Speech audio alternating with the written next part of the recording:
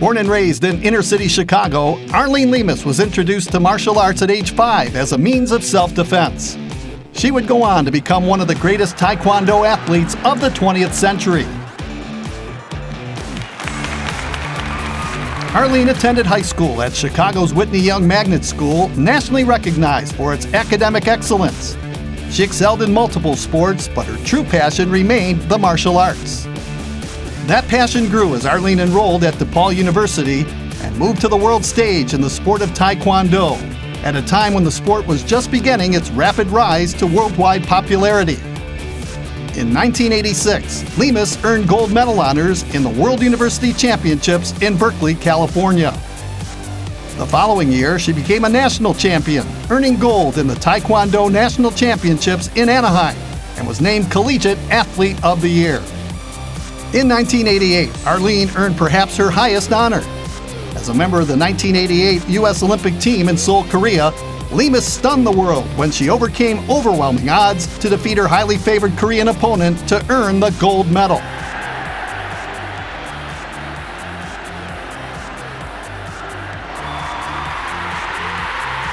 Her victory occurred in the country where the sport originated more than 40 years earlier.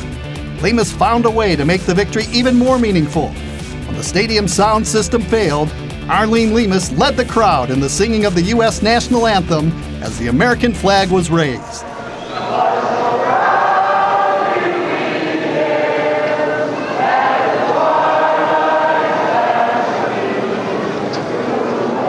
For the next decade, Limas backed her '88 Olympic gold medal with numerous national and world championships. In 1989, she was named March of Dimes Amateur Athlete of the Year, and in 2007, she was elected into the Taekwondo Hall of Fame. Today, Arlene Limas continues to support the sport she loves, focusing on a new but very real form of self-defense, teaching young athletes how to defend themselves against the sexual and emotional predators that are so prevalent in today's sporting culture. For all she's accomplished in her sport and all she continues to do to protect the future of all sports, the National Polish-American Sports Hall of Fame congratulates Arlene Limas on her 2019 induction.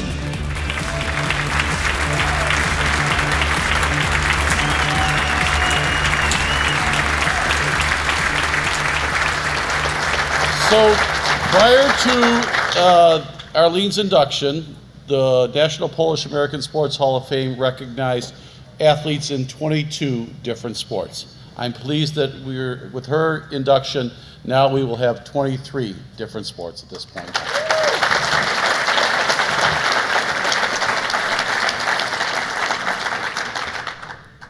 Wow, thank you. It was nice seeing those old videos. It was a very nice touch to that. It was great. Thank you. I'm incredibly honored to be here today with this acknowledgement and this honor. And you know, in the past I'd been on the ballot a couple times, and so I just was very honored to be thought of, to be put on the ballot and be acknowledged that way. But I kind of never thought that my rare sport would be mainstream enough to be included in the Hall of Fame. So when I heard that this year this was going to happen, it was really nice. I'm very appreciative and grateful.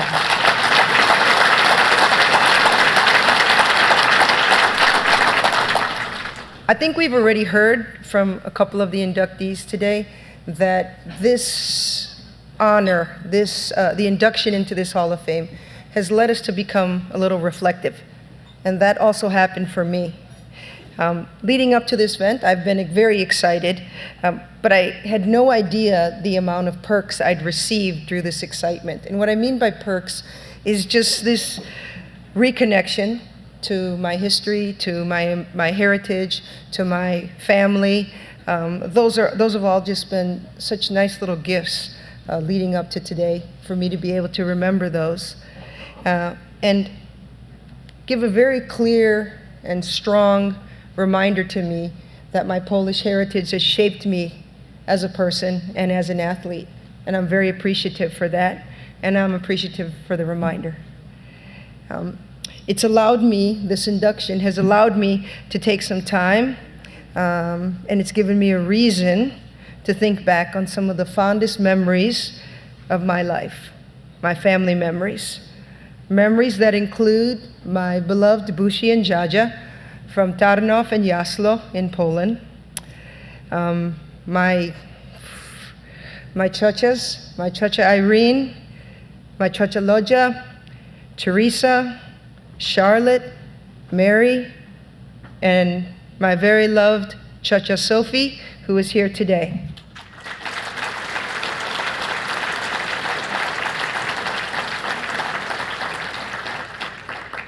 It's allowed me to remember my wujeks, my wujek Bill, my wujek Stan, Vaju, and Eddie.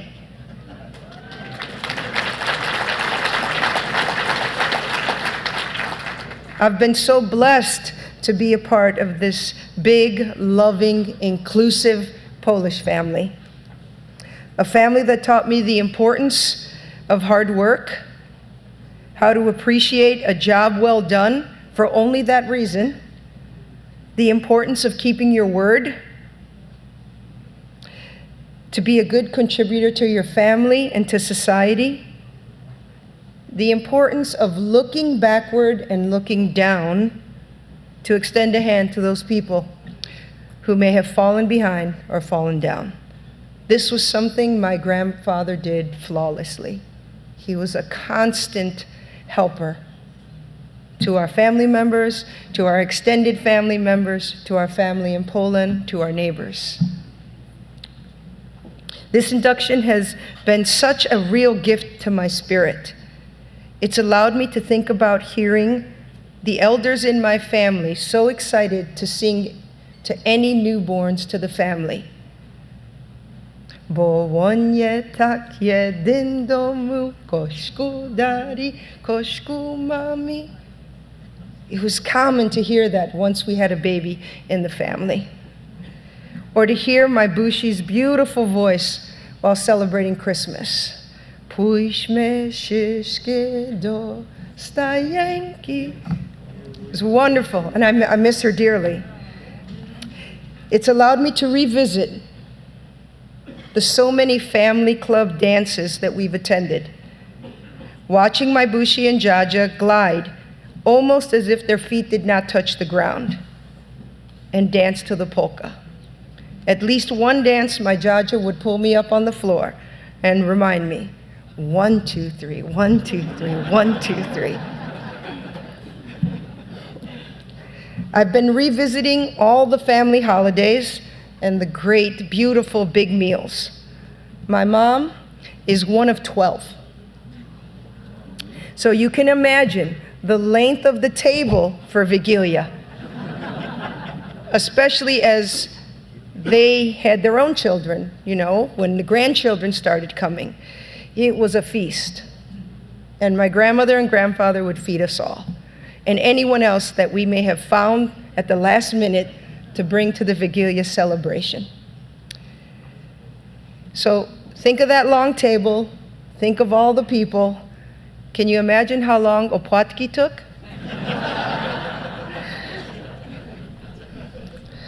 It was amazing, and it's a tradition we still keep today. Of course, we miss some of the elders in our family, and we sorely miss and heartfully miss our Busha and Jaja, but the opłatki is on the table every Christmas.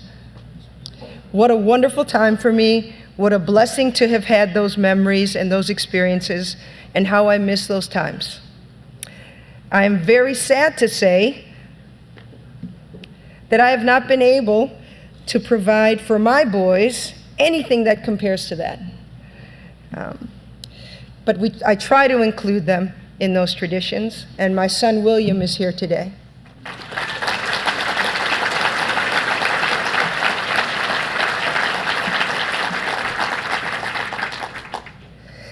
It's allowed me the chance to reflect on my visit to Poland. My grandparents were very kind and took me to Poland when I was a teenager.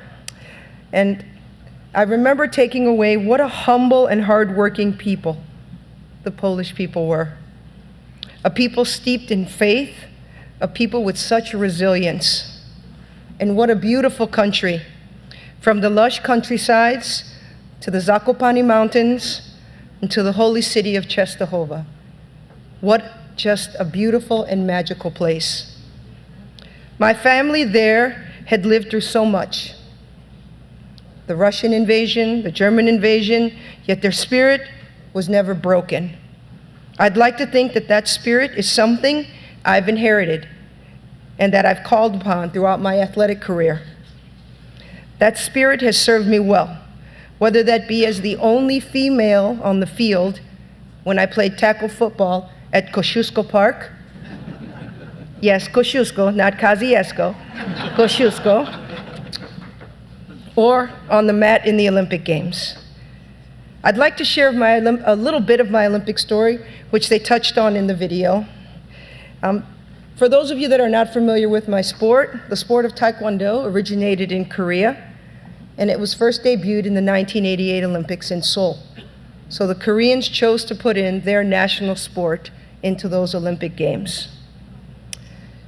So in 1988, Taekwondo makes its debut in a country that created the sport, Korea.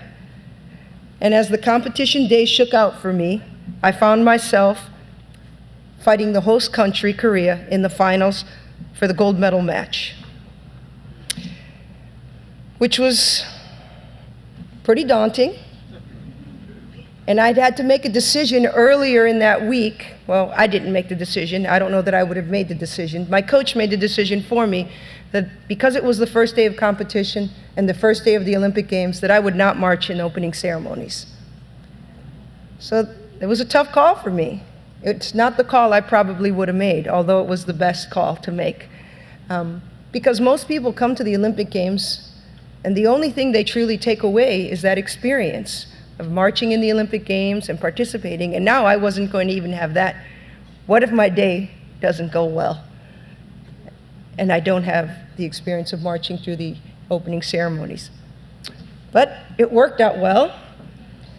Because I was competing on the first day, I was very fortunate to have a huge contingency of US military in the stands. And they were excited to see an event that was actually in a medal round. It was a medaling event. Most events have a couple days of preliminaries or eliminations before you get to a final, but we were going to fight to finals that day. So first day of the games, I'm fighting in Korea for the gold medal match. Came out well. I won the gold.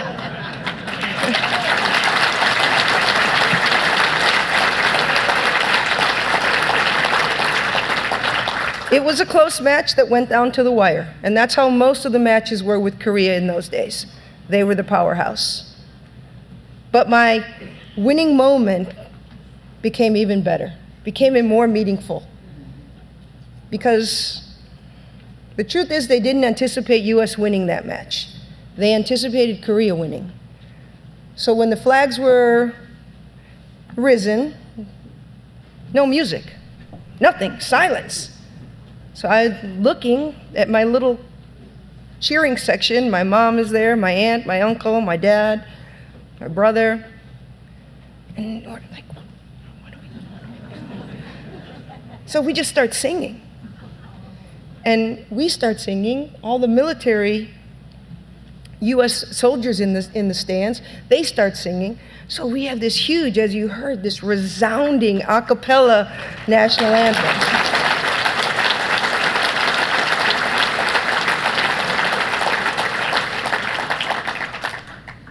And then as we almost finished singing, then music started.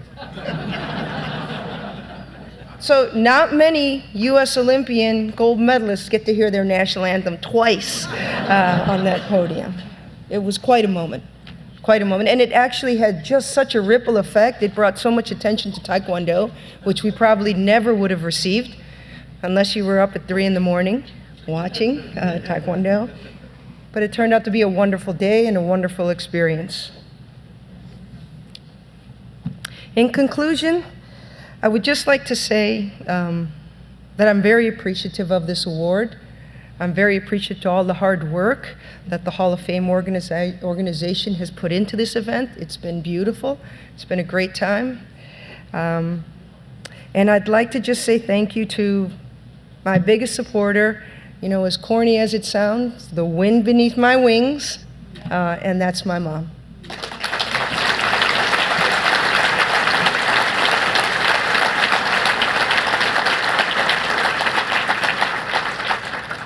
My father passed a few years ago, but he too would have been very happy to be the Mexican person in this room who could probably share several little lines in Polish and talk quite a bit about that. But it did mean that having a Mexican dad did mean that the salsa was right next to the kapusta.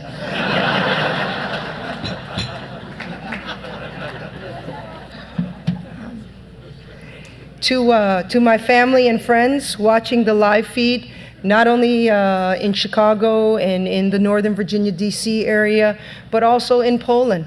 I know that I have sent the feed to them, so I'm sure that they are watching there. I want to say hello and thank you always for the support. To the Bera and Kotzel families on my Polish side, and to my Bushi and Jaja who are not here, but I love and miss them.